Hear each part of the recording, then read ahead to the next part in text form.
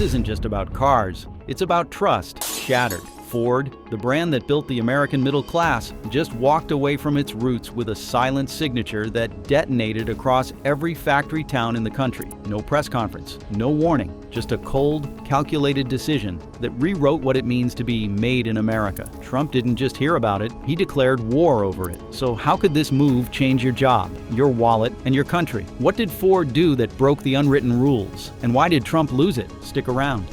Because in the final chapter, you'll see the terrifying truth no one in Washington wants to say out loud, but it's already happening. Trump's rally turns into a declaration of revenge.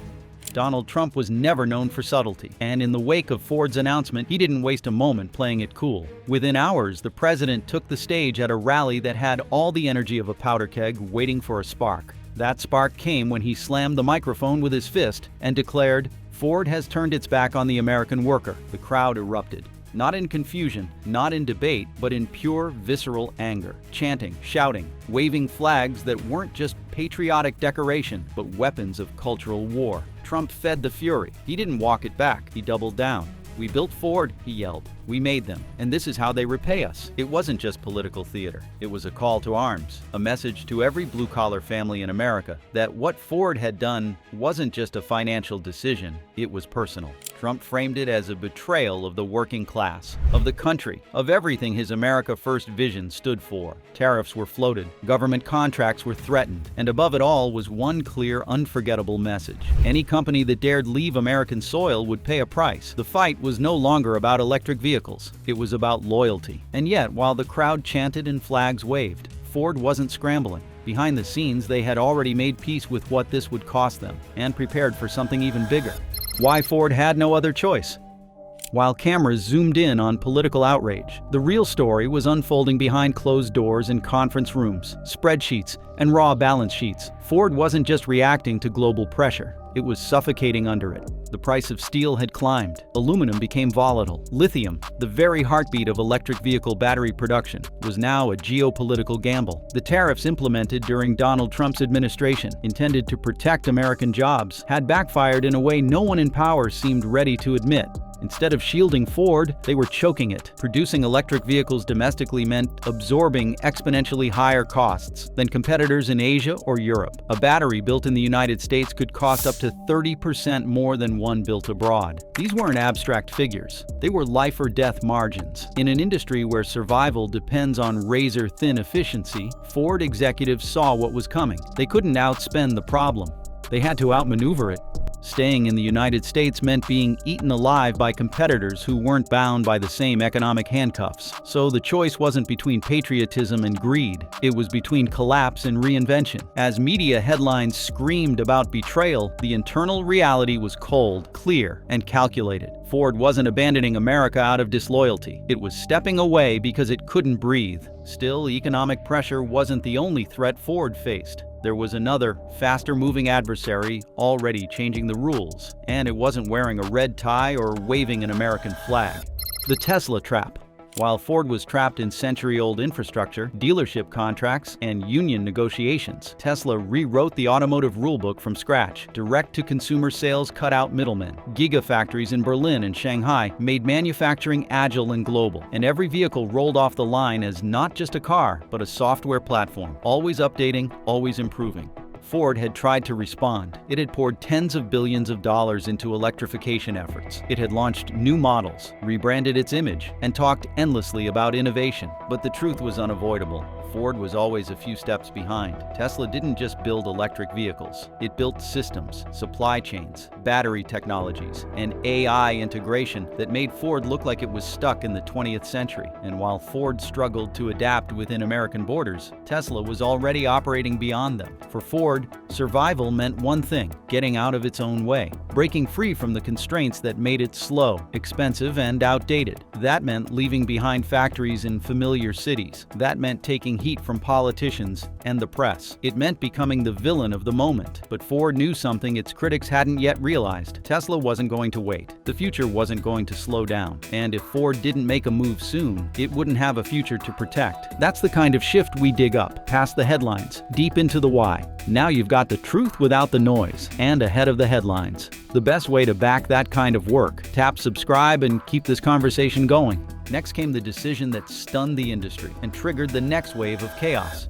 Ford's boldest move: double down and defy.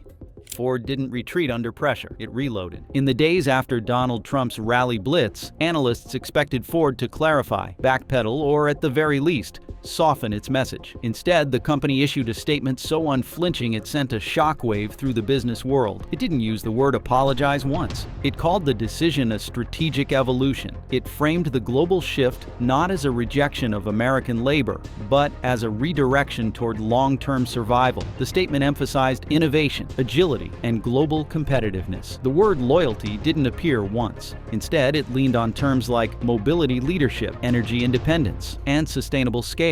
The real headline, however, was what Ford promised next: over $11 billion to be invested in cutting-edge battery technology, autonomous vehicle research, and global electric vehicle platforms. Ford wasn't running from the future. It was trying to own it. This wasn't an olive branch. It was a challenge, a signal to markets, competitors, and Washington that Ford wasn't afraid to defy the traditional narrative of patriotism and protectionism. Ford wasn't asking for permission. It was rewriting the rules. And just as the statement settled into inboxes and news alerts, tensions erupted on Capitol Hill.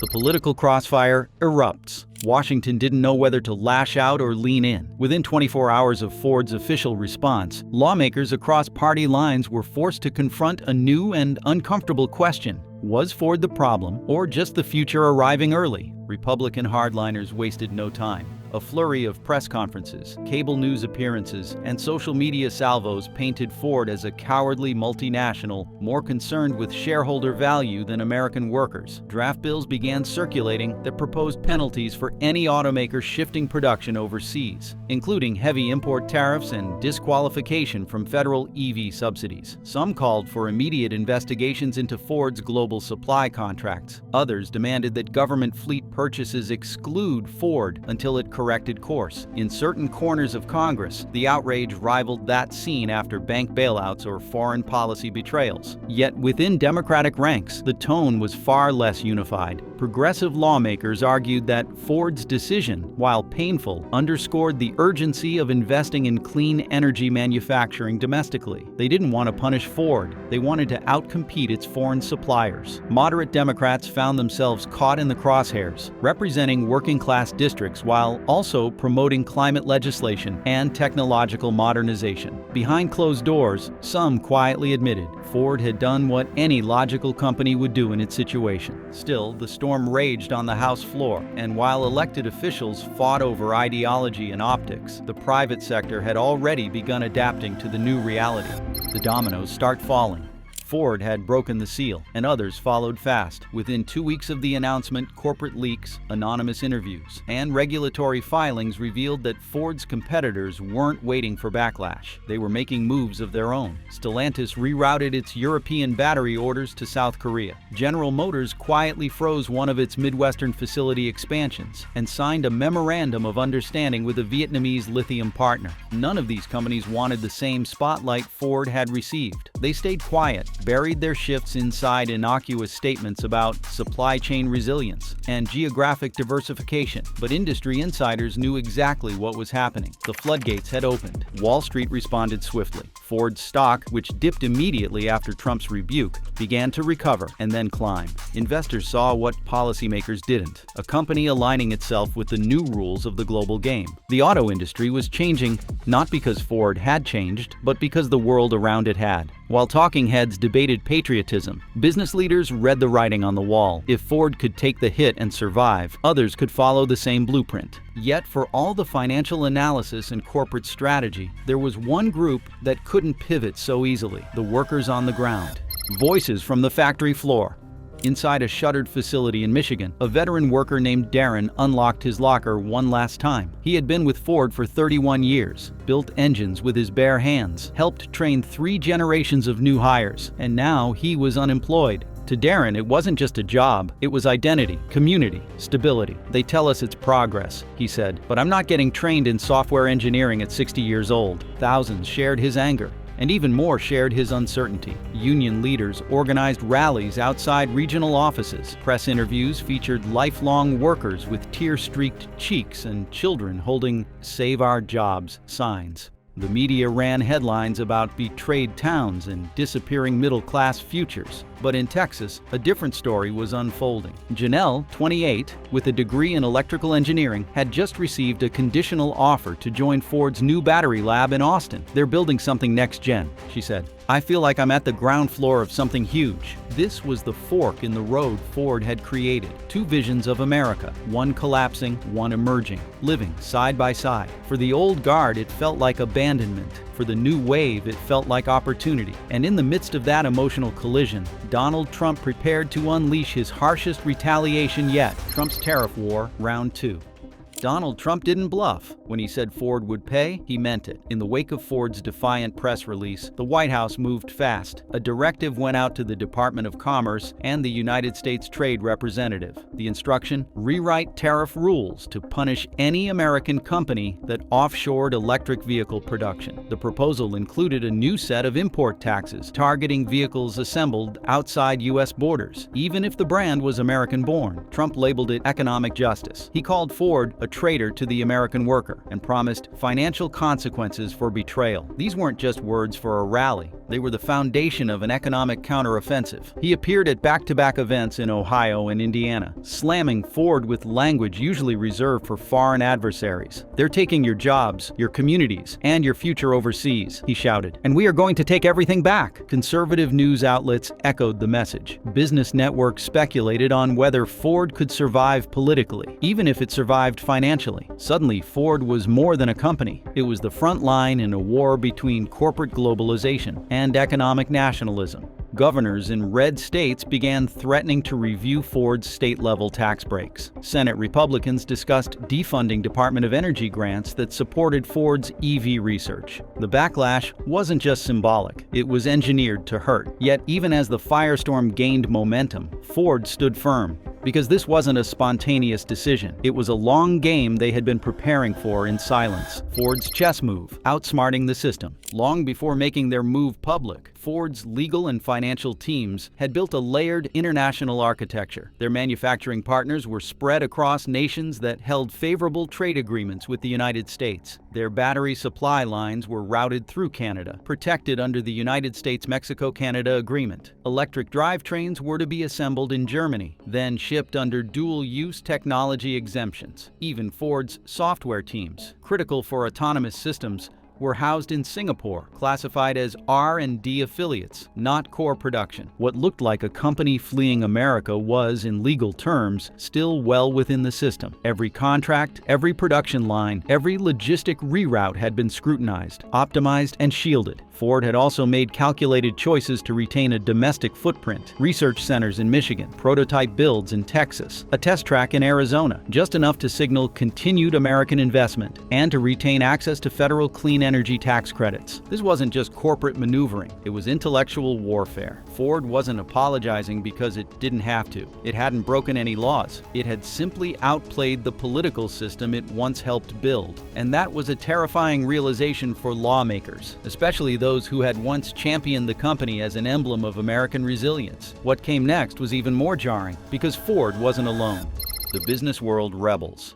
Executives from multiple Fortune 500 companies began voicing quiet support. Lobbying firms representing everything from aerospace to pharmaceuticals warned Congress if Ford was punished, any global company could be next. Industry groups published open letters cautioning that retaliation against one firm could create a chilling effect across sectors investing in innovation. The Chamber of Commerce hinted that punishing Ford would send signals to international investors that U.S. industrial policy was unstable and politicized. Private meetings with senators revealed another concern: confidence. If investors began viewing political vendettas as business risks, capital flight could accelerate. Already, stock markets showed signs of unease. Auto sector shares dipped. Venture-backed EV startups reported anxious calls from limited partners. Capital didn't like uncertainty, and Trump had just lit a match under the nation's biggest manufacturing story. One particularly bold statement came from the CEO of a rival automaker, who, under anonymity, told a reporter, if Trump punishes Ford, he's not punishing disloyalty, he's punishing strategy. Ford had triggered a turning point, and that realization arrived just as the company dropped its most aggressive play yet, the billion-dollar bet.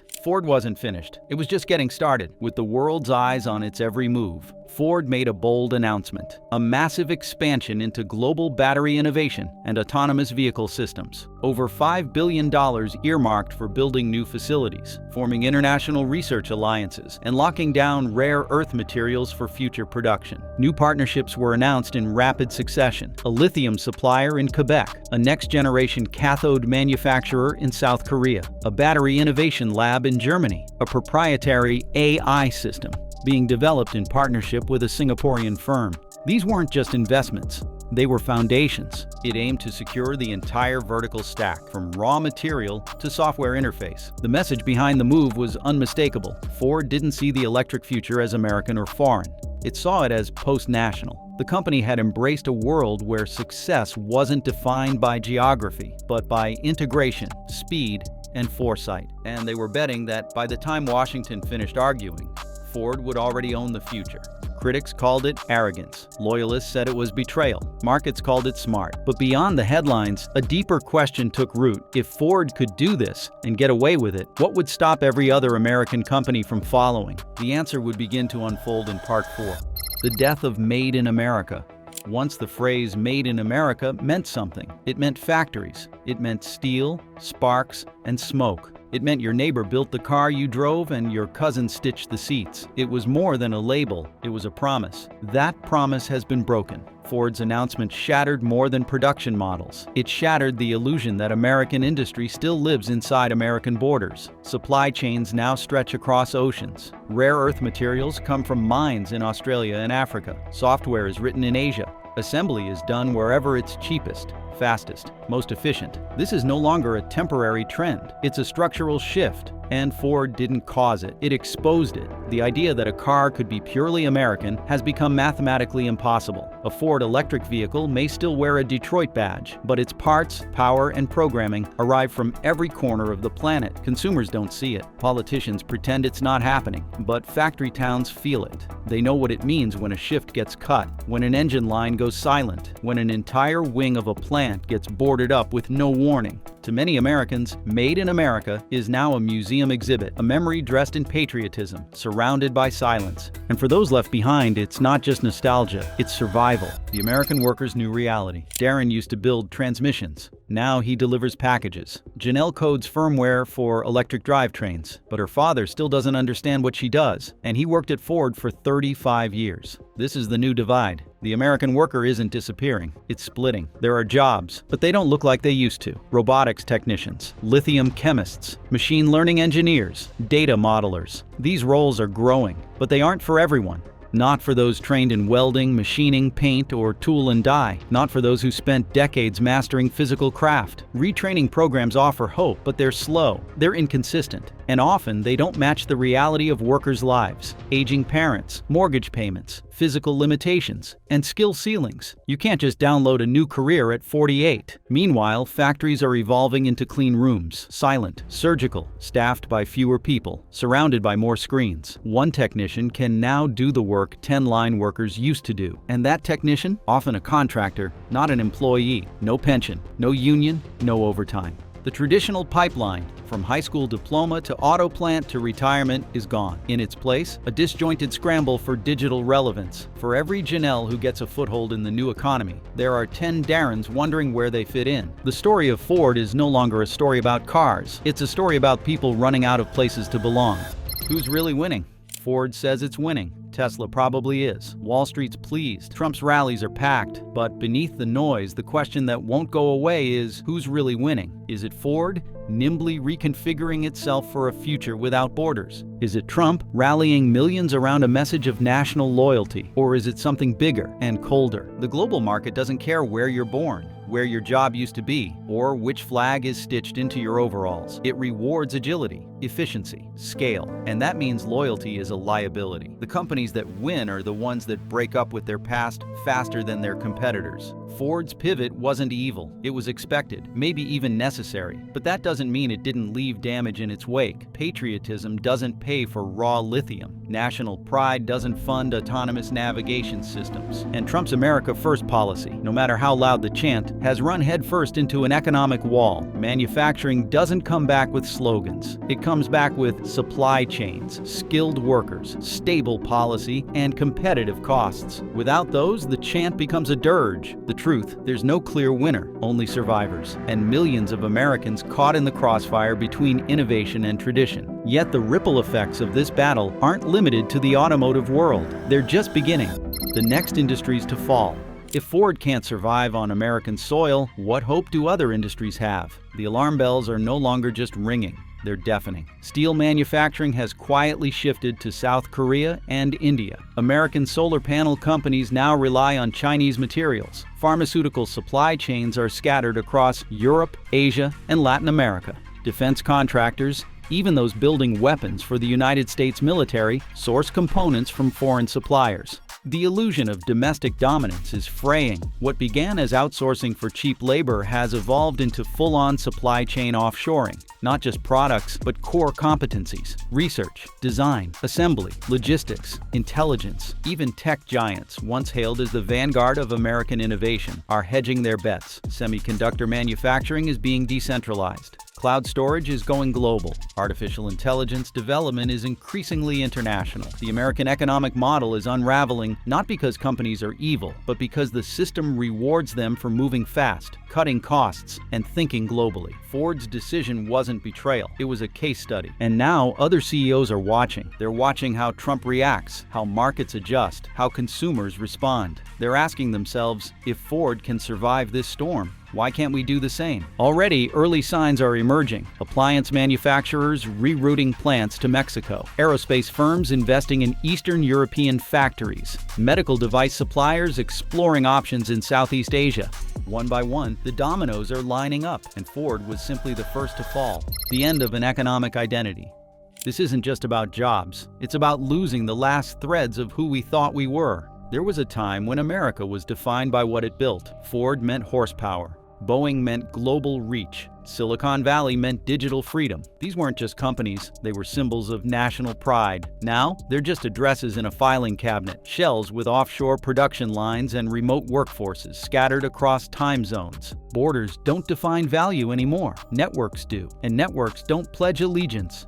Ford's shift wasn't just a manufacturing pivot. It marked the unraveling of the idea that a company belongs to a country. Ask where something is made, and the answer comes back in riddles. Ask where it belongs, and the answer is nowhere or everywhere, which to American workers feels exactly like being left behind. If factories are fading, what replaces them? Gig work, remote robotics, retraining at 45. Communities across the Midwest already know the truth. The future didn't include them, and no one told them why. So where does that leave us? Can a country still thrive when its companies no longer call it home? Let us know what you think in the comments below. Thanks.